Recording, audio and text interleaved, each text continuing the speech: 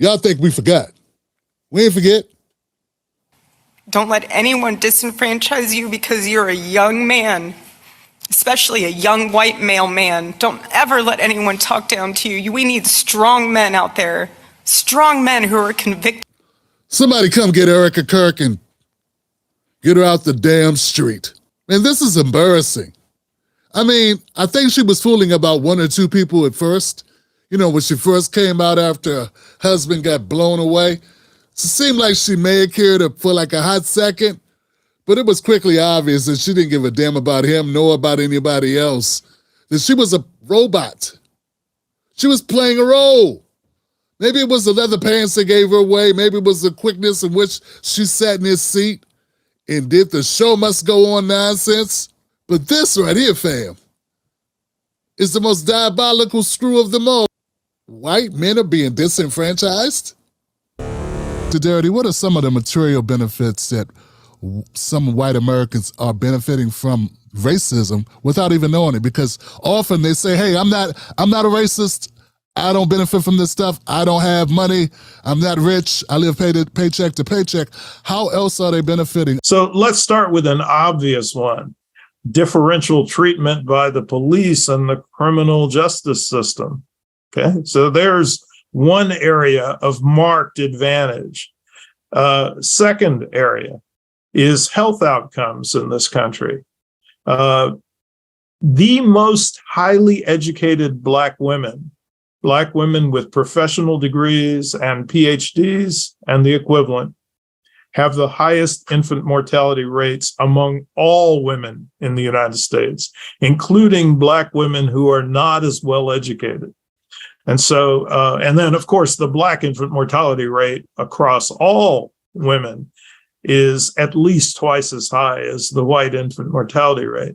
And we could go through a list of health outcomes and we'd find that white folks, even white folks whose incomes are relatively low, have better health outcomes.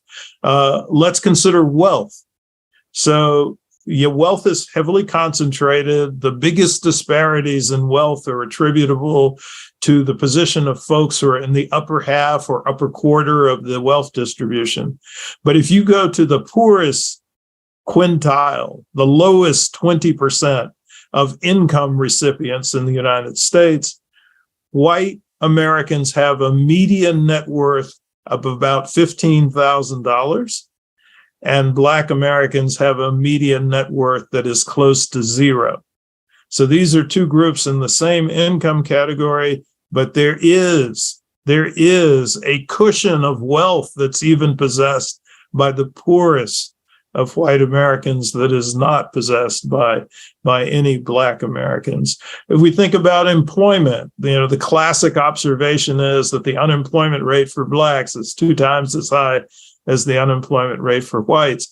I think that's a very significant indicator of discrimination, but it also suggests that there are certain advantages that all white Americans have in the labor market. And I could go on, but I think that these examples make the point that there is a difference in treatment. There is a difference in economic security. There's a difference in opportunity that is racialized in this society, and it gives whites a relative advantage and in many instances an absolute advantage over Black Americans. What the hell is she talking about? I mean, I know there's some white guys who can't get laid, but that's not the same thing as being disenfranchised. Disenfranchised is when you don't have rights. That means you don't have opportunity.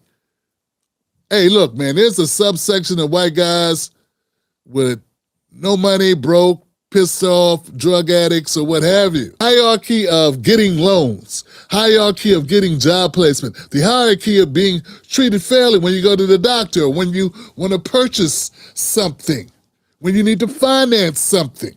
Just pretend that's all you base it on. Well, obviously, you would choose to be a white guy.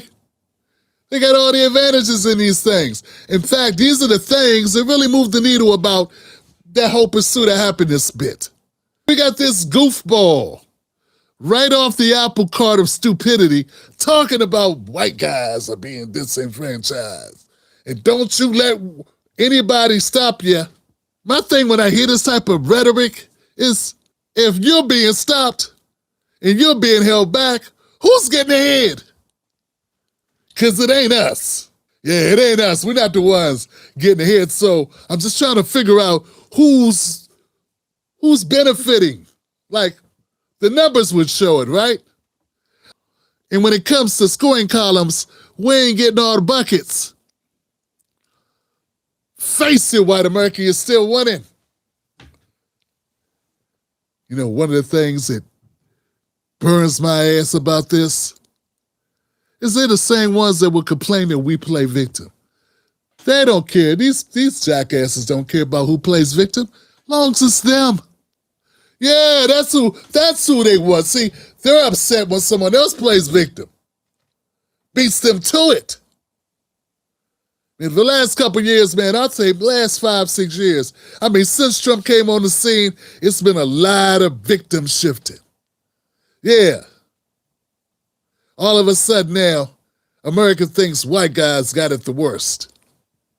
If you don't feel bad for somebody, you had to pick someone out of the group, white guys should be the last people you pick. And you know who would tell you that? White guys. And I know there's a whole industry out there. I see it. People making content, trying to be the next Candace Owens. This whole Turning Point USA has created a lane. I see people making content on this all day. I rarely do it because I don't find it that interesting. But this particular video struck a chord, Johnson. This privilege, long flat back having, uninteresting crybaby wants us to be convinced. Wants you convinced, because I know she's not even trying to convince us. The white guys are the ones being held back from living their best life. That's what Charlie was, held back from living his best life. Now, he was stopped from living his best life. By who? By another white guy living his best life. Ain't that something? I know I got some white guys watching the show, waiting for me to take down the Democrats. But if you go watch this video of Erika Kirk complain about how you're being stopped from living the American dream, if that don't wake you up, nothing will. Because if they're stopping you from living the American dream, just think what they're doing to us. White guys have occupied 90% of all executive positions in all Fortune 500 companies since forever. They get, 93% of all venture capitalist loans in America? And you're being disenfranchised? The real problem that white people have in this country is not them being disenfranchised, it's them being focused on dumb shit and rooting for people that are stealing from them. Yeah, that's the real problem you have, being dumb. Dumb enough to think just because somebody uses a couple buzzwords, they give a shit about you. Meanwhile, they're taking your money and putting it in their pocket and laughing all the way to the bank.